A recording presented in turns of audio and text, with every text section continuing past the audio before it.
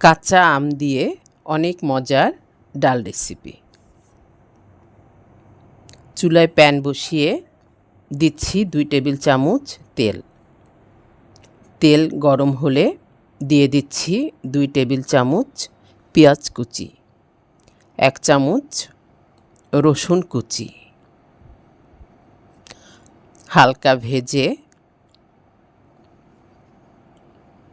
দিয়ে দিচ্ছি 1 চামচ ফ্রেশ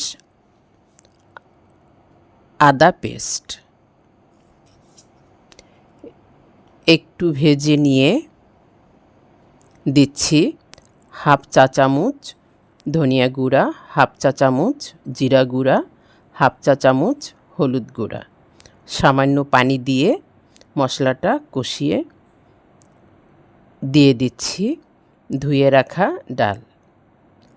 আমি এখানে হাফ কাপ মুসুরির ডাল, হাফ কাপ মুগ ডাল দিয়েছি। মশলার সাথে ভালোভাবে কষাবো। দেন দিচ্ছি 2 কাপ গরম পানি।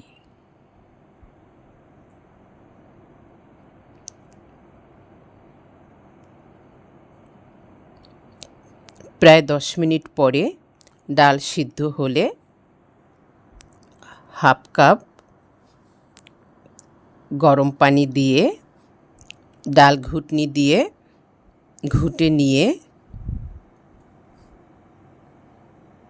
দিচ্ছি 2 কাপ গরম পানি।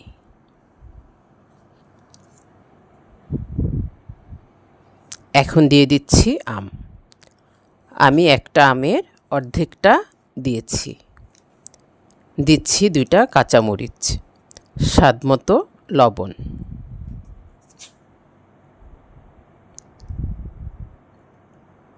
ছয় 7 মিনিট পরে আম সিদ্ধ হলে দিচ্ছি ধনিয়া পাতা কুচি।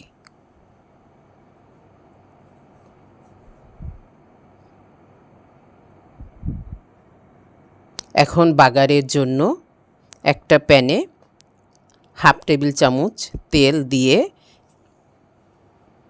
ফ্লেভারের জন্য 2টা শুকনো মরিচ দিয়ে একটু ভেজে দিচ্ছি 2 টেবিল চামচ পেঁয়াজ কুচি, 1 চা চামচ রসুন কুচি।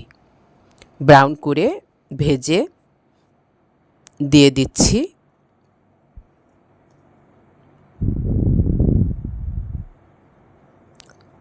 রেডি হয়ে গেল মজার আম ডাল।